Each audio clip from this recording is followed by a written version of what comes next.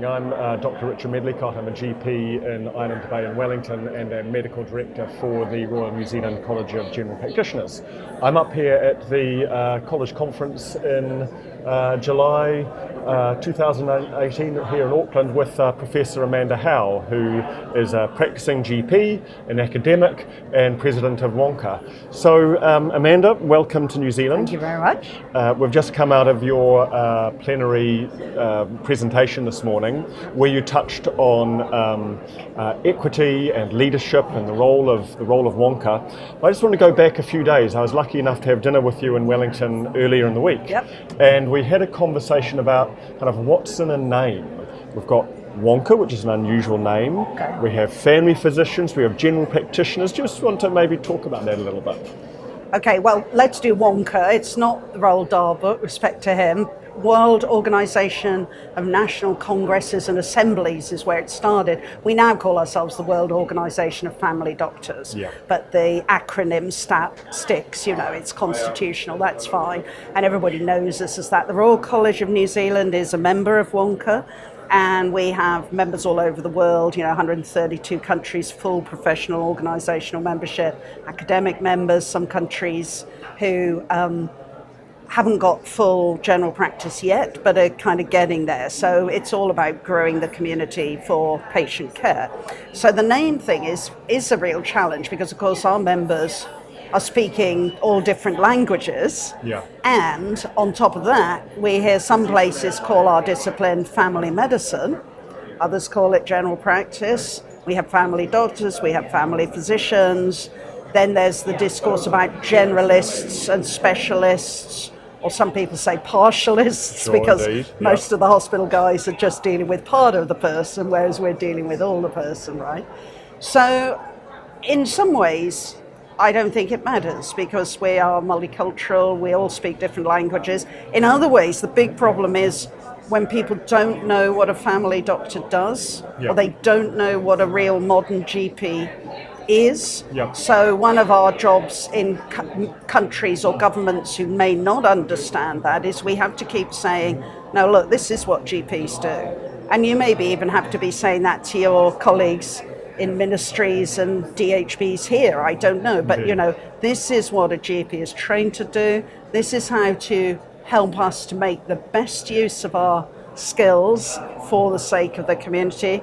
And, you know, if you don't understand that we do prevention, acute, ongoing care, etc., then maybe you're not going to resource or support us to do that. So it's a more the definition of the actual scope of practice and the training that it needs, I think, than the word. I mean, your college is College of GPs, mine is too.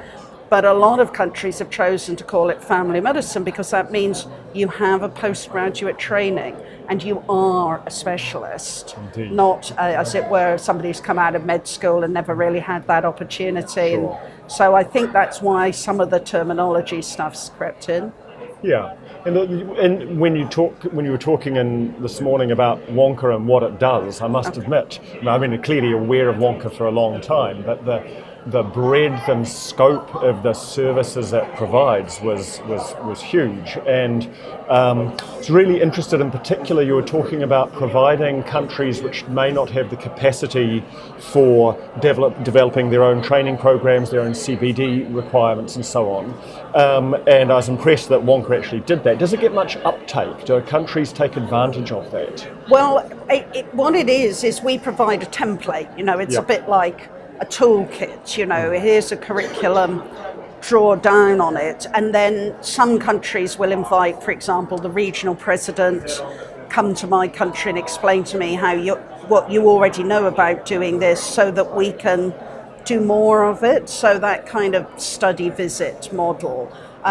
Yes, we do get uptake. I mean, I've done some visits for that reason. I've seen colleagues around the world, particularly in Sub-Saharan Africa, which has, you know, the biggest global health burden, but the lowest workforce per head of population across the board, but particularly in primary care. So Africa's the big equity challenge, okay? And my colleague there has done several visits to countries which are new to family medicine or just have the first generation, and he'll take, you know, the WONCA template if they don't know about it already, and use it for a discussion. It'll still have to be them who creates the training and actually wins the battle, as it were, to get a modern training in place. But we're just saying you don't have to start from scratch, guys. Indeed. You don't have to reinvent the wheel. People have been on that journey ahead of you, and the College of New Zealand, I think, is doing kind of similar thing with some of the Pacific Islands, to try and help them. And they'll make it their own way, but it's fantastic to have a colleague who's already been there, Yeah. So you mentioned sub-Saharan Africa, which made me think in my mind about some of the work that Babylon is doing in Rwanda, which we hear a lot about, say, that some countries can zip past some of the things that we have, like fixed line phones. They move to cellular. We have electricity grids. They can move to local production, and the Babylon have made quite a lot of the work they do in Rwanda about supporting networks there. And there's also been our own concerns about whether this is going to be a boon or a bust, about how we can use technology in our own environments and with our own medical cultures. Any comments about the use of non-face-to-face tools and the risk of loss of continuity of care? Well, I think it is a big discourse at the moment worldwide, isn't it? What's the right use of technology? And of course, it's not my business, even as WONCA president, to tell Africa what's right for Africa. They've got different challenges. But I think we are seeing a positive side to telehealth. You may be able to get advice, help, an accurate picture of what's going on at a distance, in a way that if somebody's 40 miles away, it would take them hours to travel up over those bad roads and get to you. I saw, actually, in the Torres Straits, I saw a big clinic doing telehealth with nurses and patients right out on the island. Same challenge. That could be really exciting in Africa and in the Torres Islands and in my country even. The downside, though, I think, is you've got to put that in with a service who is still your provider. So I think if you've got a clinic with a primary healthcare team, with a family doctor, with nurses who are taking responsibility for your overall care, and as a community they're your clinic, then they'll have your records. They can talk to you, they'll know something, and if you need a follow-up or you've missed a test, they'll know that too. It's an entirely different model to just do heat of the moment. Oh, I've got a bad ear and I'm going to ring this number and somebody's going to tell me if I can buy penicillin. That's not family medicine. That's not going to prevent illness. That's not going to reduce the costs of the health system. It might short-term save a bit of money on a consultation, but it's not going to do that system-wide primary healthcare. So I think we've got to get the debate about, the technology, where does it fit into a good health system, rather than making it more like a kind of dial-up shop, which I don't think is going to achieve what governments need a health system to do. A big theme of the conference here is equity, of course. And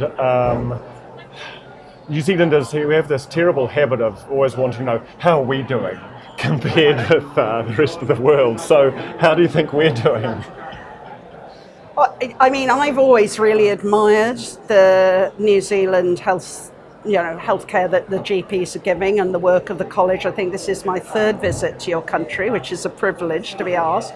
And, I have total respect for what you guys are trying to achieve. At the same time, I've seen here, your president yesterday talking about gaps in the workforce, under-resourcing in primary healthcare, the need to make sure that resources follow need, so that as GPs and our teams can do more for people outside the hospital setting, the resources have to follow, the training has to follow, the people have to follow. So I think the battles you're fighting, again, are, you're right to fight them.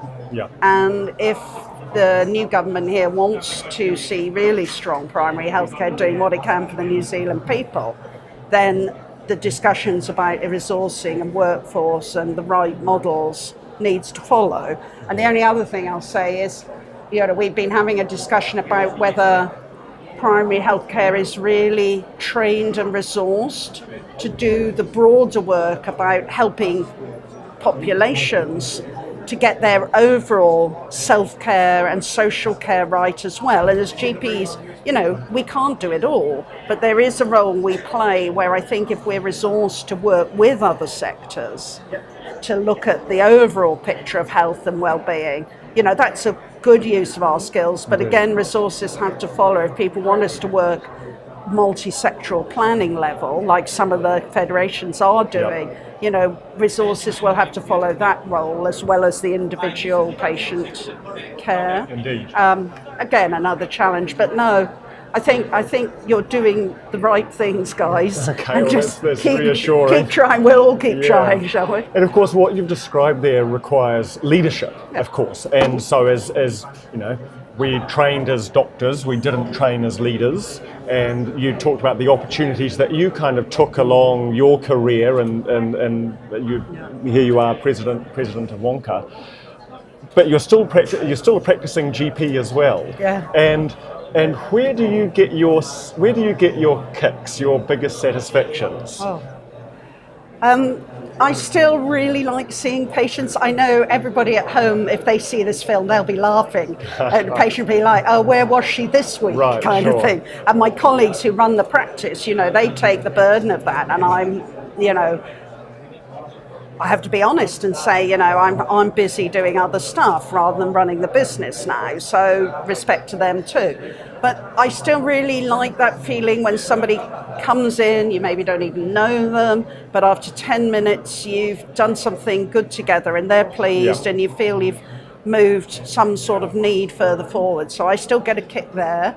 I get a kick meeting colleagues in other countries and seeing the amazing work they're doing, and that feeling that there are GPs all around the world trying to do the right thing. Yeah. That really turns me on. I love seeing the young doctors and sort of hoping they'll have as good a career as I've had. I mean, it's going to be difficult, and whether you're a leader in a big sphere or a small sphere, it's still, all the things we do as doctors are difficult.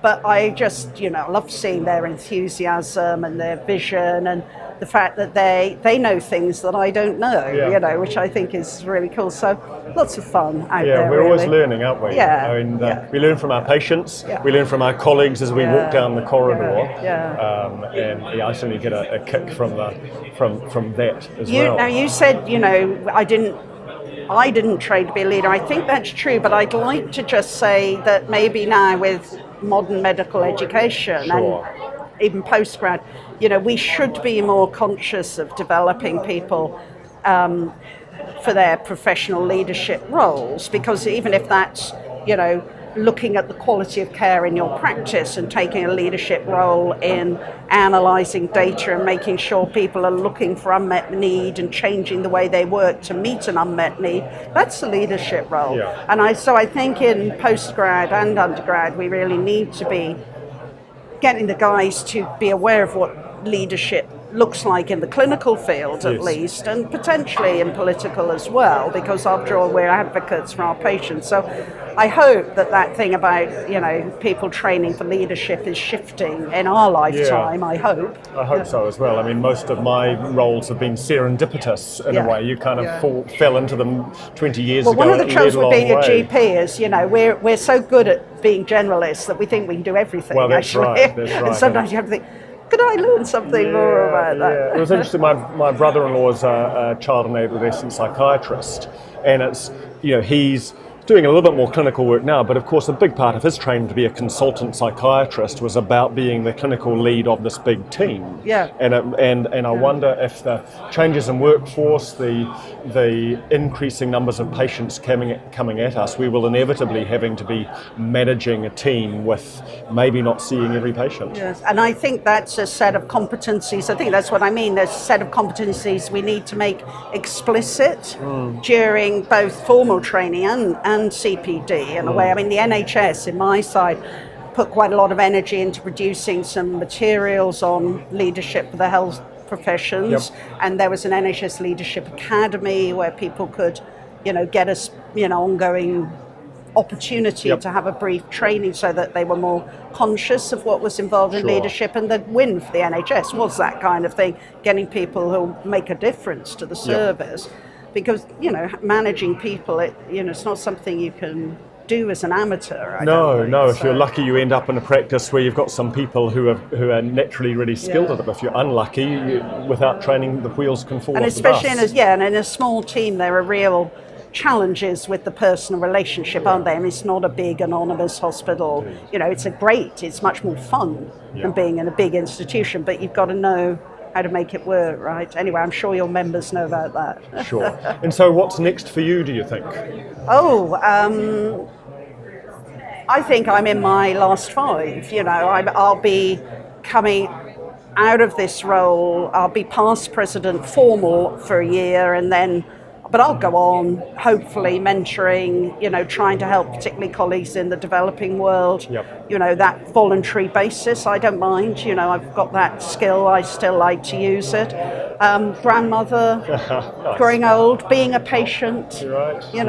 I'm going to have a human experience, aren't I? And being on the receiving end. So, well, hopefully not. I'll try and be very empowered and self-caring. I promise. Good. And, yes, indeed. Well, I hope the need for that is a long way in the future. It's been an absolute pleasure having you out here in New Zealand. Thank you to your members. I wish them all very well. Okay. And thank you for your help. A pleasure. Nice to meet you. Cheers.